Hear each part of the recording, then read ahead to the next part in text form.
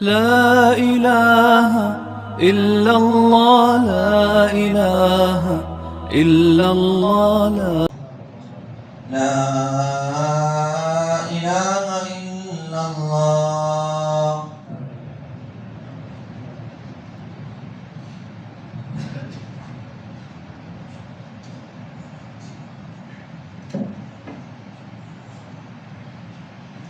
إن الحمد لله نحمده ونستعينه ونستغفره ونؤمن به ونتوكل عليه ونعوذ بالله من شرور أنفسنا ومن سيئات أعمالنا. من يهده الله فلا مضل له ومن يضلل فلا هادي له. وأشهد أن لا إله إلا الله وحده لا شريك له وأشهد أن محمدا عبده ورسوله. أما بعد فإن خير الحديث كتاب الله وخير الهدي هدي محمد صلى الله عليه وسلم وشر الأمور محدثاتها وكل محدثة بدعة وكل بدعة ضلالة وكل ضلالة في النار. فأعوذ بالله من الشيطان الرجيم. بسم الله الرحمن الرحيم. يا أيها الذين آمنوا اتقوا الله حق تقاته ولا تموتن إلا وأنتم مسلمون. رب اشرح لي صدري ويسر لي أمري واحلل عقدة من لساني يفقهوا قولي. معزز سامعین اکرام، اللہ عز و جل جو رب العالمین ہے، کائنات کی ہر چیز کا وجود اللہ کے حکم سے ہے، اور ایک وقت مقرر تک اللہ تعالیٰ اپنی تخلیق میں سے جس مخلوق کو جتنی مدت عطا کرنا چاہے اتنی مدت عطا کرتا ہے. مخلوق میں انسانوں کے علاوہ جو دیگر مخلوق ہے اللہ تعالیٰ کی، یہ سب کچھ اللہ کی بندگی، اللہ کی عبادت کرنے والے ہیں.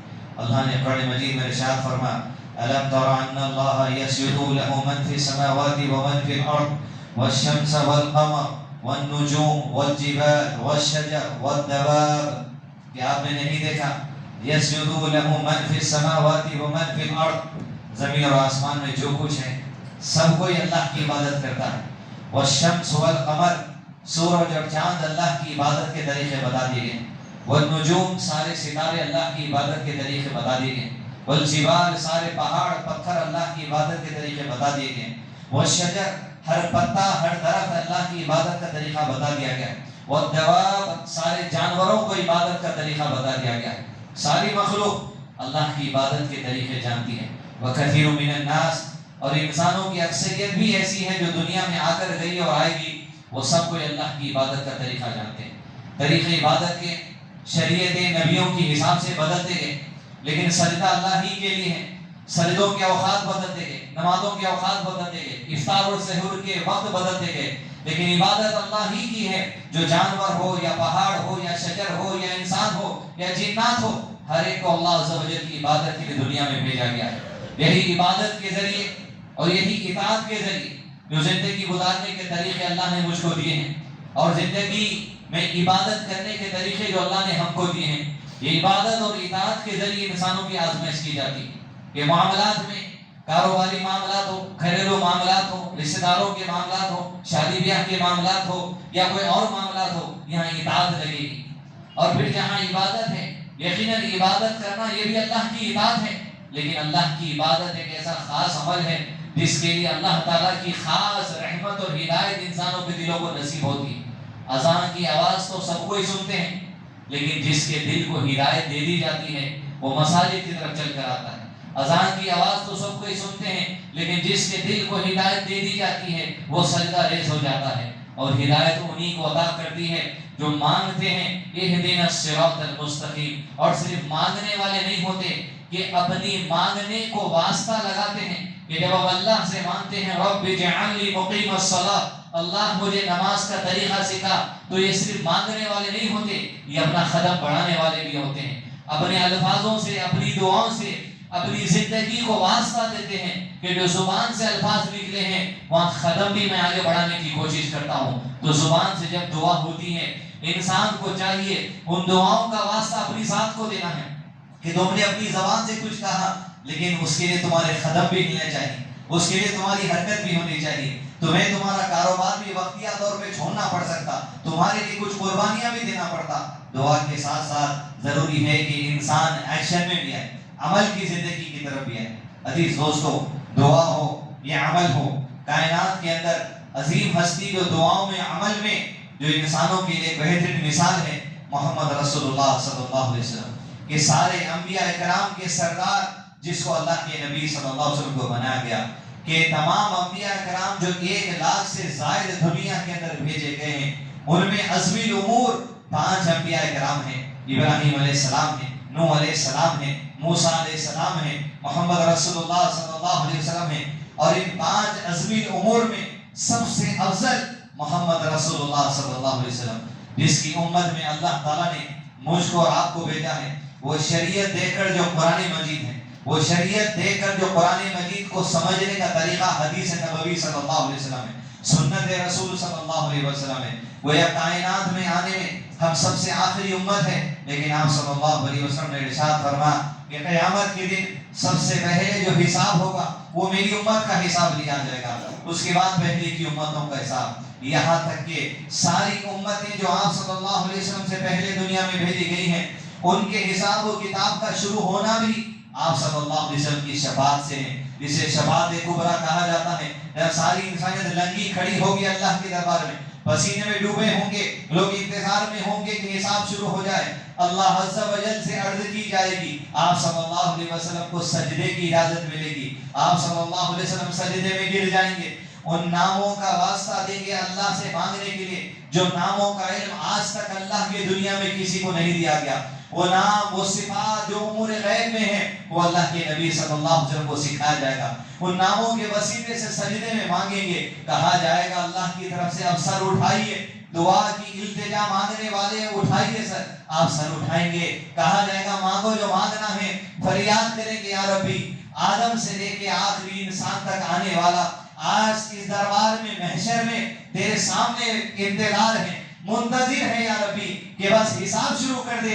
تب حکم دیا جائے گا، حساب و کتاب شروع کیا جائے، میزان کھول دیا جائے گا، 2 پلے ترازو کے کھول دیے جائیں گے، نام اعمال کا تولنا شروع ہوگا. نام اعمال کا وزن جس کا پلڑا نیکیوں کا بھاری ہوگا، سیدھے ہاتھ میں نام اعمال رپورٹ کارڈ دیا جائے گا. وہ لے کر پل صراط کی طرف بڑھے گا. پل صراط وہ اندھیرے کی جگہ، وہ چکنی جگہ، وہ پھسلنے کی جگہ، وہ تیز جگہ، وہ باریک جگہ، اس کو پار کرتے ہوئے جو رب کی رحمت سے نکلیں گے، پار کریں گے تو جنت کا حصہ ہے. پل صراط ہی کے نیچے کا حصہ ہے جسے جہنم کہی جاتی ہے. جو پار کریں گے رب کی رحمت، اور آپ صلی اللہ علیہ وسلم فرماتے ہیں ایسی ایسی رحمت بندوں پر پل صراط پار کرنے کے لیے ہوگی کہ بعض پر اللہ ایسی رحمت کر دے گا جیسے بجلی کی چمک لمحے بھر کے لیے ہوتی ہے. چند اللہ کے بندے اپنی نیکیوں کی وجہ سے رب کی رحمت ایسی ملے گی بجلی کی چمک کی دیر میں نکل کر پل صراط پار کر دیں گے. بعض ایسے ہوں گے جو بڑے ہی آہستہ آہستہ پھسلتے پھسلتے پل صراط پار کر کے جنت کی طرف چلے جائیں گے. اور جن کا ٹھکانہ جہنم ہونا ہوگا وہ پل صراط سے ایسے پھسلیں گے کہ پل صراط کے نیچے ہی اللہ نے جہنم کو بنایا ہے. وہ اپنے گناہوں کی سزا پانے کے لیے جہنم میں اللہ کے حکم سے گریں گے. اللہ لمحے بھر کے لیے ہمیں جہنم سے بچا لے، آمین. ابھی دوستو وہ پل صراط کا پار کرنا، پھر انسانوں کو پل صراط جو جنت کے لیے پار کر کے چلے جائیں گے، لیکن ابھی جنت کے اندر داخلہ نہیں ملا جائے گا. بڑا ہی اہم مسئلہ، بڑا ہی اہم معاملہ یہ پل صراط پار کرنے والوں کے ساتھ ابھی واقع ہونے والا ہے. جنت کے دروازے کے پاس آپ صلی اللہ علیہ وسلم پہنچیں گے. ساری انسانیت میں سب سے پہلے ہوں گے جو جنت کے دروازے کو کھٹکھٹائیں گے. جیسے جنت کا دروازہ آپ صلی اللہ علیہ وسلم کھٹکھٹائیں گے، اندر سے داروغہ جنت کا وہ فرشتہ جسے پہرے داری کے لیے کھڑا گیا ہے، وہ اندر سے آواز دے گا کہ کون ہے جو دستک دے رہے ہو. آواز دی جائے گی جواب میں محمد ہوں صلی اللہ علیہ وسلم. وہ داروغہ، وہ فرشتہ اس دستک کے جو انتظار میں ہے اس دن سے، جس دن سے اللہ نے اسے اس ڈیوٹی پہ کھڑایا ہے، وہ سن کر کہے گا کہ محمد ہے صلی اللہ علیہ وسلم، تو کہے گا مجھے اسی بات کا حکم اللہ کی طرف سے دیا گیا ہے کہ آپ سے پہلے کسی اور کے لیے جنت کا دروازہ نہ کھولوں. آپ کی دستک کے انتظار میں تھا، جب دستک ہوگی، نام سنے گا، جنت کا سب سے پہلا دروازہ کھولنا محمد صلی اللہ علیہ وسلم کی دستک پہ ہوگا. اور فرمایا آپ صلی اللہ علیہ وسلم نے میری امت کو یہ اعزاز اللہ عطا کرنے والا ہے کہ جنت میں داخلہ سب سے پہلے محمد صلی اللہ علیہ وسلم کی امت کو دیا جائے گا.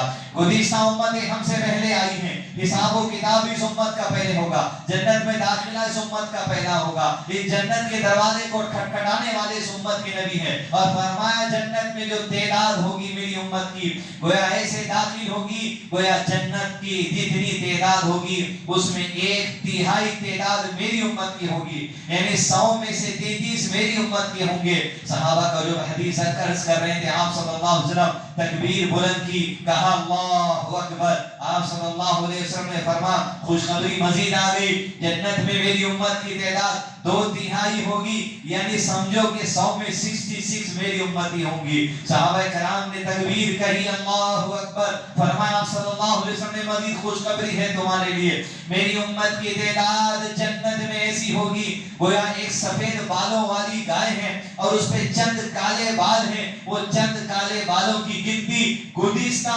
امتیوں کی گنتی کے مانند ہے، اور سارے بال جو سفید اس گائے کے ہیں اس کی تعداد کے مانند گنتی میری امت کی ہوگی جو جنت میں داخل ہوگی۔ اکثریت جنت میں آپ صلی اللہ علیہ وسلم کی جو امتی داخل ہوں گے۔ اہل علم واضح طور پر یہ بھی کہا کہ اکثریت جنت کے اندر مردوں سے زیادہ عورتوں کی بھی ہونے والی ہے، جہاں آپ صلی اللہ علیہ وسلم نے دوسری حدیث میں عرض کیا میں نے جہنم میں عورتوں کی تعداد دیکھی ہے، تو اہل علم کی رائے یہ بھی آئی ہے یہ اس وقت کی بات ہے جب ابھی حساب و کتاب نہیں ہوا تھا، اس لیے کہ کئی لوگ ایسے ہوں گے جو ایمان کی حالت میں مریں گے لیکن اپنے گناہوں کی وجہ سے، شرک نہیں عام گناہوں کی وجہ سے جہنم میں سزا دے کر پھر جنت میں ڈالا جائے گا۔ جنت کی تعداد عورتوں کی کثرت کی ہے عزیز دوستو، جہاں پر اس لیے کہ فیمینائن جنڈر جو حورین ہیں وہ ہر انسان کو منیمم 2 دی جانے والی ہے۔ اہل علم نے کہا اس طریقے سے عورتوں کی تعداد جنت میں زیادہ ہونے والی ہے۔ عزیز دوستو، بات جب حور کی آئی ہے موجودہ زمانے میں آپ دیکھیں گے کہ یہ بات مسلمانوں کے سامنے مذاق کے طور پہ اڑائی جا رہی ہے کہ 70 حوروں کا معاملہ کفار میڈیا چینلوں پر بیٹھ کر، ٹی وی چینلوں پر بیٹھ کر مسلمان جو ایمان میں کمزور یا علم میں کمزور ہیں ان کو اللہ کے دین مذاق بنا کر پیش کیا جا رہا ہے، اور جو ٹریلر چلایا جا رہا ہے کچھ دن سے ہمارے 12 نام سے فلم جو 6 جون کو ریلیز ہونے کی بات ہے، جمعیت الحدیث ہر مسلک ہر لوگوں کو چاہیے تلنگانہ کے چیف منسٹر سے اپیل کریں، میمورنڈم پیش کریں کہ اس فلم کو تلنگانہ میں جو سو لانچ ہونے نہ دیا جائے، جہاں قرآن کا مذاق اڑایا جا رہا، حدیث کا مذاق اڑایا جا رہا، قرآن کی تفسیر کا مذاق اڑایا جا رہا ہے۔ عزیز دوستو، جملہ زمانے کے اندر دین اسلام کا مذاق اڑانے کے لیے کوئی کسر نہیں چھوڑ رہے ہیں، تو پھر میں اور آپ دین اسلام صحیح طریقے سے بتانے میں کوئی کسر نہیں چھوڑنی چاہیے، چاہے وہ سوشل میڈیا کے ذریعے ہو، کتابوں کے ذریعے ہو، دروس کے ذریعے ہو۔ خاص طور پر ہمارے نوجوان بچے جو دین کے علم سے دور ہیں، ان کو اگر آپ یوں ہی بے لگام چھوڑ دیں گے ان کی باتوں میں آنے جو سو وقت نہیں لگتا، یہ جہالت کے جو سو ماحول میں پھنسنے دور نہیں لگتا۔ اپنی اولاد کی تربیت کا خاص خیال رکھے۔ جنت کی پہلی دستک آپ صلی اللہ علیہ وسلم، امت کا پہلے داخلہ نبی صلی اللہ علیہ وسلم کی امت، جنت میں اکثریت آپ صلی اللہ علیہ وسلم کی امت۔ عزیز دوستو، یہ اعزاز اللہ تعالی ہمیں عطا کر دیا ہے، یہ اعزاز عطا کرنے والی ہم امت میں شامل ہیں، تو اس کی ضرورت ہے اس کی شکر گزاری ہو۔ یہ نعمتیں جو ملنے والی ہیں، یہ نعمتیں جو آج ملی، جو آج اس امت میں ہم آئے ہیں، یہ عظیم نعمتوں میں سے ہیں، اور پھر یہ بھی جو نعمتیں اللہ نے زندگی میں عطا کی ہیں یہ اس کی بھی شکر گزاری ہو۔ اور اسلام میں شکر گزاری صرف یہ نہیں ہے کہ زبان سے میں اور آپ اللہ کا شکر ادا کر دیں، یہ بھی شکر گزاری ہے، لیکن در حقیقت میں شکر گزاری کا اصل مطلب یہ ہے دین پہ قائم رہنا۔ فَصَلِّ لِرَبِّكَ وَانْحَرْ، جہاں صلی اللہ علیہ وسلم کو کہا گیا نماز قائم کرو، قربانی دو، تو یہ اس وقت کہا گیا اِنَّا أَعْطَيْنَاكَ الْكَوْثَرَ کے ساتھ۔ اتنی عظیم نعمت ہم آپ کو عطا کی ہیں، الکوثر عطا کی ہے، رحمت للعالمین بنا دیے، اسوہ حسنہ بنا دیے، شفاعت کبریٰ عطا کرنے والے ہیں، انبیاء کے سردار آپ کو بنا دیے۔ شکر گزاری کیسے ہو؟ فصلی لربک وانحر، یہ نماز 5 وقت کی جو ہم پڑھنے یہاں جمع ہوئے ہیں یہ شکر گزاری اللہ کی ہے، یہ خطبہ شکر گزاری اللہ کی ہے، نوافل تحیۃ المسجد پڑھ کر بیٹھے ہیں یہ شکر گزاری ہے۔ اطاعت اللہ کی زندگی کے جس معاملے میں ہوتی ہے، حلال اور حرام کی ہم فکر کرتے ہیں، حرام سے بچتے ہیں، شکر گزاری اللہ کی، حلال کرتے کرتے ہیں شکر گزاری اللہ کی، اس لیے کہ زندگی کی اطاعت اللہ کے لیے جب ہوتی ہے یہ اللہ کی عبادت بھی ہے، اللہ کی اطاعت بھی ہے، اللہ کی شکر گزاری بھی ہے، اور عبادتیں جو اللہ کی اطاعت میں کی جاتی ہیں یہ اطاعت بھی ہے، یہ عبادت بھی ہے، یہ شکر گزاری بھی ہے۔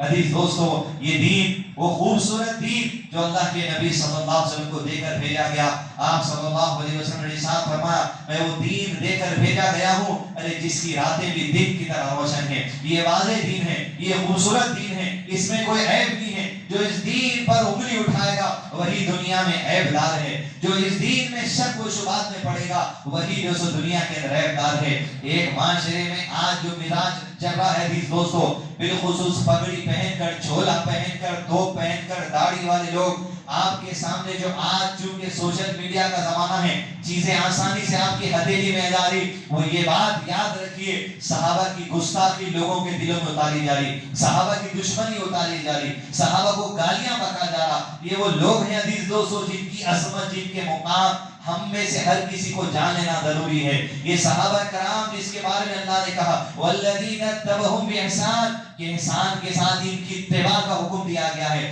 رضی اللہ عنہ ورضوا عنہ، اگر تم چاہتے ہو کہ اللہ تم سے راضی ہو ان کے نقش قدم پر چلو، ان کی اطاعت کرو، ان کی طرح علم حاصل کرو، ان کی طرح عمل کرنے کی کوشش کرو۔ جو لوگوں کے دل میں ان کا بغض ہے اسلام کے سب سے بڑے دشمن وہی ہیں۔ بالخصوص آج کے زمانے میں اہل الحدیث مسجد میں بیٹھے ہیں، اکثریت لوگوں کی وہی ہے، لیکن آپ تعجب کریں گے ایسے اہل حدیث لوگ میں سے اس وقت کانٹیکٹ میں ہیں جو مسلک اہل حدیث سے دور ہو کے مسلک انجینئر مرزا کو اختیار کیے ہوئے ہیں، جس کے مسلک میں صحابہ کو گالی دینا ایک اصل بن گئی۔ عزیز دوستو، ان کا مقام و مرتبہ کیا ہے؟ لعنت شدہ، لعنت زدہ یہ علی مرزا اور لعنت زدہ یہ شیعہ قوم، یاد رکھیا، کیونکہ آپ صلی اللہ علیہ وسلم نے ارشاد فرمایا ان حدیثوں کی بڑی طویل فہرست میں جس میں فرشتے لعنت کرتے ہیں ان لوگوں پر ذکر کیا، اس میں ایک ذکر آپ صلی اللہ علیہ وسلم یہ کیا، ان لوگوں پر فرشتے صبح و شام لعنت بھیجتے ہیں جو میرے صحابہ میں سے کسی کو گالی دیتا ہے، جو میرے صحابہ میں سے کسی کو برا بلا کہتا ہے، ایسے لوگوں پر فرشتوں کی لعنت ہے۔ عزیز دوستو، جس پر فرشتے لعنت کر رہے ہو سمجھئے وہ ایسی مخلوق ہے جو نافرمانی نہیں کرنے والی مخلوق ہے، گناہ و مخلوق نہیں کرتی، اسی مخلوق کو فرشتے کہا جاتے ہیں۔ وہ نورانی مخلوق، وہ ایسی مخلوق جو اپنے کاندھوں پہ اللہ کے عرش کو اٹھائے ہوئے ہیں، وہ چار فرشتے عزیز دوستو اللہ کے عرش کو اپنے کاندھوں پہ اٹھانے والی مخلوق، وہ مخلوق کہہ رہی اللہ اس پہ لعنت ہو، کیسے ہدایت ہو سکتی؟ وہ مخلوق کہہ رہی ہے اللہ اس پہ لعنت ہو، کیسے وہ گمراہی سے باہر نکل سکتا؟ یہ آج جو صحابہ کی دشمنی سکھائی جا رہی ہے مسلمانوں کے جھولے میں آ کر، خبردار جو آدمی صحابہ کی گستاخی کرے، صحابہ کو گالی دے، بالخصوص ان لوگوں کو جن کو شیعہ کثرت سے گالی دیتے ہیں، امیر معاویہ، کاتبین وحی، سورہ توبہ کی آیتیں لکھنے والے، کاتبین حدیث، حافظ قرآن، امیر معاویہ رضی اللہ عنہ، ابو ہریرہ رضی اللہ عنہ، حضرت عائشہ رضی اللہ عنہ، حضرت ابو بکر، حضرت عمر، ان کی عظمت گرانے کی کوشش کی جاتی ہے۔ جب بھی آپ اپنی زبان، اپنی کان سے ایسے لوگوں کے بیان اور ڈر سنیں، خبردار ہو جائیے زمانے کا سب سے بڑا گمراہ یہی آدمی ہے۔ عزیز دوستو، صحابہ کی عظمت اور مقام ہمارے اندر ہو، عبادتوں میں اخلاص ہو، عبادتوں کے ساتھ ساتھ زندگی کے اندر جو معاملات ہو، گھریلو معاملات ہو، کاروباری معاملات ہو، رشتہ داری معاملات ہو، سب میں اچھائی ہونا ہمارے لیے ضروری ہے، اس لیے کہ ہر معاملے کا اجر ملنے والا ہے، ہر کام کا اجر ملنے والا ہے۔ حتیٰ کہ آپ صلی اللہ علیہ وسلم نے فرمایا اپنے آپ کو ایسی نیکی کر کے جہنم سے بچا لو، آدھے کھجور کا ٹکڑا کیوں نہ ہو اس سے اپنے آپ کو جہنم سے بچا لو۔ جب آدھے کھجور کا ٹکڑا جنت اور جہنم کا فیصلہ کر سکتا تو میرے اور آپ کی اولاد کے ساتھ جو معاملات ہیں کیوں نہیں کر سکتے؟ ہمارے معاملات جو والدین کے ساتھ ہیں کیوں نہیں ان سے فیصلہ ہو سکتا؟ ہمارے جو کاروباری معاملات ہیں کیوں نہیں ان سے فیصلہ ہو سکتا؟ ہمارے جو رشتہ داروں کے ساتھ معاملات ہیں کیوں نہیں ان کے ساتھ فیصلہ ہو سکتا؟ عبادتوں میں، اطاعتوں میں، معاملات میں، اخلاقیات میں، رشتہ داری میں، کاروباری امور میں، زندگی کے ہر معاملے میں یہ فکر ہونی چاہیے کہ بس اللہ تعالیٰ کی رضا کیسے حاصل ہو،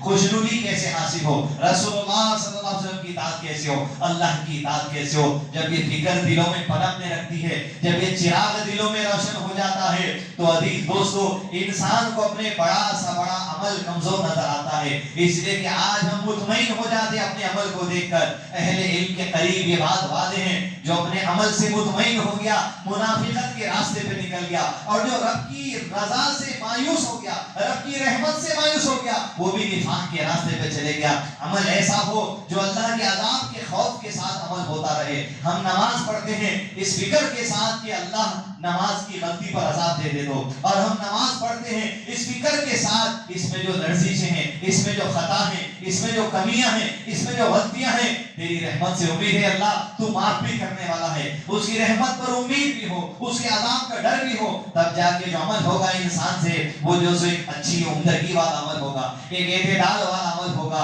عزیز دوستو، یہ جو فکر دلوں میں پنپی کہ اللہ کے عذاب کا خوف بھی ہو، اللہ کی رحمت کی امید بھی ہو، یہی دل ہوتے ہیں جسے قلب سلیم کہا جاتا ہے۔ جہاں اللہ کے نبی صلی اللہ علیہ وسلم اس کمال کے درجے پہ پہنچی ہوئی شخصیت، ایمان کے کمال کے درجے پہ پہنچی ہوئی شخصیت رب سے دعا کرتی، اللہم انی اسألک قلبا سلیما، میرے رب محمد کو قلب سلیم عطا کر دے، وہ ایسا دل جسے قرآن مجید میں اللہ نے ارشاد فرمایا سورہ شعراء کی آیت نمبر 88 اور 89 میں کہ الا من اتى اللہ بقلب سلیم، مگر اللہ کے پاس کامیابی پانے والا وہی ہے، اللہ کے پاس اس کی رحمت کے حصول کرنے والا وہی ہے۔ الا من اتى اللہ بقلب سلیم، جو بے عیب دل لے کے اللہ کے دربار میں پہنچے گا، جس کے دل میں عیب نہ ہو، نہ اللہ کی ذات کے بارے میں عیب ہو، نہ رسول اللہ صلی اللہ علیہ وسلم کی زندگی کے بارے میں دل عیب ہو، نہ صحابہ کے بارے میں زندگی میں عیب ہو، نہ دوسرے مسلمانوں کے بارے میں جو سو زندگی میں عیب ہو،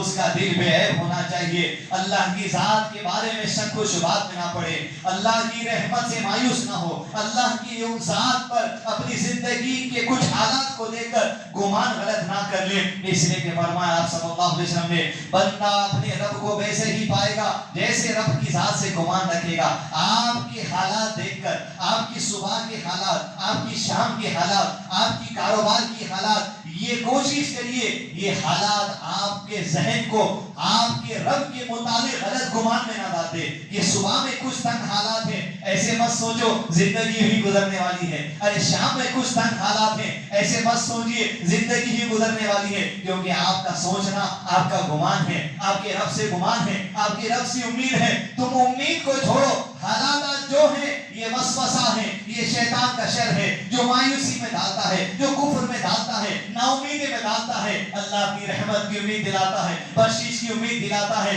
نظر ڈالیے ان لوگوں کی طرف جو آپ سے بھی کمزور ہیں، نظر ڈالیے ان لوگوں کی طرف جن کے مالی حالات آپ سے بھی جو سو کمزور ہیں، نظر ڈالیے ان کی طرف جن کی پریشانیاں آپ سے بھی زیادہ نظر آتی ہیں۔ رب کا شکر کریے ان لوگوں کو دیکھ کر، الحمدللہ الذی عافانی مما ابتلاک بہ، تیرا شکر ہے یا رب ان مصیبتوں میں مبتلا نہیں کر دیا جو ہمارے بھائیوں کو ڈالا ہے۔ یہ شکر گزاری ہونی چاہیے۔ عبادتوں میں قلب سلیم، اطاعت میں قلب سلیم، رشتہ داروں کے لیے قلب سلیم، بے عیب دل لے کے جو اللہ کے پاس پہنچے گا، حتیٰ کہ ایسا گمان اللہ سے ہو، موت کے وقت تک اللہ سے اچھا گمان ہو، وہ موت کا وقت عزیز دوستو جہاں قلب سلیم کی ضرورت ہے، دل کی مضبوطی کی ضرورت ہے، ایمان کی مضبوطی کی ضرورت ہے۔ کہ کل کبھی فتح دروازے کی حافظ صاحب حافظ یعقوب اللہ ان کی مغفرت فرمائے، کل رات کو جو انتقال ہوا، صبح تک ملنے گئے، ان کے بھائی سے متعلق بات ہوئی، الا من اتى اللہ بقلب سلیم،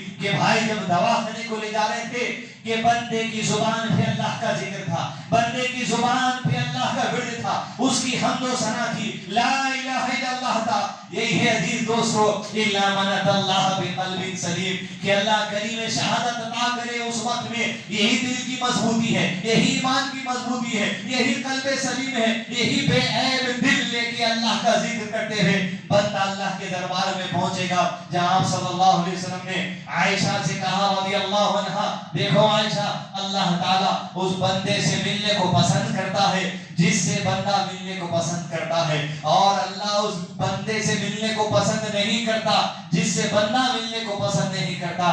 عائشہ نے کہا رضی اللہ عنہا، اللہ کے رسول صلی اللہ علیہ وسلم، ہم میں سے کون ایسا ہے جو موت کو ٹالنا نہیں چاہتا، جو زندگی میں اضافہ نہیں چاہتا، تو کیا اس کا مطلب بھی یہ ہے کہ ہم اللہ سے ملاقات کو پسند نہیں کرتے؟ عائشہ حدیث کے معنی میرے یہ نہیں ہے، بات تو یہ ہے کہ جب بندے کے بعد روح قبض کرنے کے لیے فرشتے موجود ہو جاتے ہیں، اپنی نیکیوں، اپنے ایمان، اپنے رب سے اچھے گمان کی وجہ سے فرشتے جب روح نکالنے کے لیے ہاتھ آگے بڑھاتے ہیں، خوشی خوشی یہ بندہ رب سے ملاقات کا ارادہ کر لیتا ہے، تو کہا اللہ اس سے ملنے کو پسند کرتا ہے۔ لیکن جب گنہگار کی روح نکالنے کے لیے بندہ آتا، فرشتے آتے ہیں، ٹاٹ بدبودار لے کر آتے ہیں اور جو سو ڈرانی چہروں میں آتے ہیں، تو بندہ اپنے رب کے پاس اپنے اعمال کی وجہ سے ملاقات کرنا نہیں چاہتا، یہ چاہتا کہ مہلت مل جائے، مہلت مل جائے تو میں چاہوں کہ مزید نیک عمل کر لوں۔ تو جو رب سے بھاگتا ہے،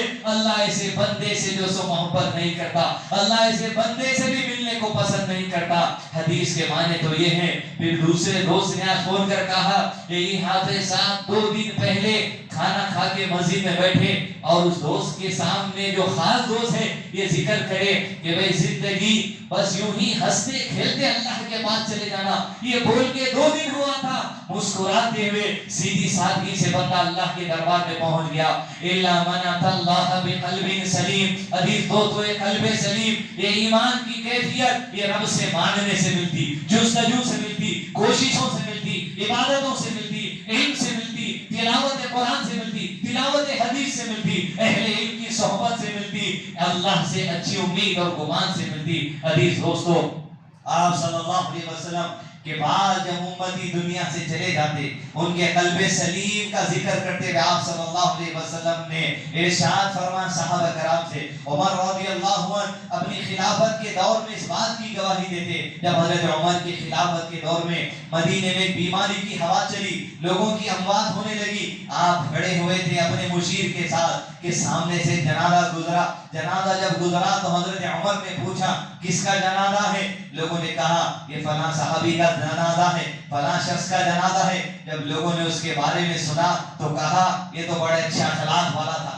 یہ تو بڑا اچھا آدمی تھا، قلب سلیم، لوگوں کے ساتھ بے عیب دل ہو، رشتہ داروں کے ساتھ بے عیب دل ہو، دوستوں کے ساتھ بے عیب دل ہو۔ جب لوگوں نے حضرت عمر کے سامنے کہا اس آدمی کی اچھے اعمال کی گواہی، اخلاق کی گواہی، حضرت عمر نے کہا اس پر واجب ہو گئی۔ ایک دوسرا جنازہ گزرا، لوگوں نے پوچھا کس کا جنازہ ہے؟ کہا اس شخص کا جنازہ ہے۔ جب نام سنا تو کہا کہ بڑا اچھا آدمی تھا، بڑے اچھے اخلاق والا تھا۔ کئی لوگوں نے کہا یہ بڑے اچھے اخلاق والا تھا۔ حضرت عمر نے جب ان کی گواہی سنی اچھے اخلاق کے بارے میں تو کہا اس پر واجب ہو گئی۔ جو حضرت عمر کے بعد وہ مشیر کھڑے تھے، انہوں نے کہا امیر المومنین کیا بات ہے جب آپ لوگوں کا نام پوچھتے ہیں جنازے کا، لوگ ان کے اخلاق کے بارے میں گواہی دیتے ہیں، آپ کہتے ہیں اس پر واجب ہو گئی؟ آخر کیا واجب ہو گئی؟ کہا میں نبی صلی اللہ علیہ وسلم کے پاس کھڑا تھا، آپ صلی اللہ علیہ وسلم ہمارے سامنے سے جنازہ گزرا تھا، وہ جنازے جب گزرا تو آپ صلی اللہ علیہ وسلم نے لوگوں سے پوچھا کس کا جنازہ ہے؟ لوگوں نے کہا فلاں شخص کا جنازہ ہے۔ لوگوں نے اس سے اچھے اخلاق کی گواہی دی۔ آپ صلی اللہ علیہ وسلم نے ایسے ہی کہا تھا جیسے تم نے کہا اور میں نے کہا، اس پر واجب ہو گئی۔ تو جب تم نے مجھ سے پوچھا آخر کیا واجب ہو گئی، تو میں نے نبی سے پوچھا صلی اللہ علیہ وسلم، اے اللہ کے رسول صلی اللہ علیہ وسلم اس پر کیا واجب ہو گئی؟ تو آپ صلی اللہ علیہ وسلم نے مجھ سے آج سے کئی سال پہلے کہا تھا جس شخص کی موت کے بعد اس کے اچھے اخلاق کے لیے اگر 3 مسلمان بھی گواہی دے دیں، ایسے بندے پر اللہ جنت کو واجب کر دیتا ہے۔ میں نے پوچھا یا رسول اللہ صلی اللہ علیہ وسلم اگر 3 کی گواہی نہیں مل سکے، اگر صرف 2 لوگوں کی گواہی مل جائے تو فرمایا آپ صلی اللہ علیہ وسلم نے اگر 2 کی گواہی بھی مل جائے اس کی موت کے بعد، ایسے بندے پر بھی اللہ جنت کو واجب کر دیتا ہے۔ حضرت عمر نے کہا ہم نے ہمت نہ کی یہ پوچھنے کے لیے کہ یہ پوچھیں اگر 1 کی گواہی مل گئی تو ہم 2 کی گواہی پہ مطمئن ہو گئے۔ الا من اتى الله بقلب سلیم۔ عزیز دوستو، یقیناً دنیا کے اندر جو کارکردگی، جو عبادات، جو معاملات، جو اخلاقیات، جو لوگوں کے ساتھ رویہ میں اور آپ پیش کریں گے، یقیناً یہ انسان کی موت کے وقت بھی اسے قلب سلیم دلائے گا۔ انسان کے موت کے بعد کی گواہی بھی اللہ کے لیے جنت واجب کرنے کی جو حدیث ہے، ان حدیثوں پر بھی اور آپ کے ایمان کو اضافہ کرنا ہے۔ عزیز دوستو، الا من اتى الله بقلب سلیم. اللہ جو تیری آیات میں قلب سلیم کا لفظ ہے وہ ہم میں سے ہر ایک کو عطا کر دے, اس کی برکتیں عطا کر دے, اس کی کیفیت عطا کر دے. وصلی اللہ علی نبینا محمد وعلی آلہ وصحبہ وسلم تسلیما کثیرا.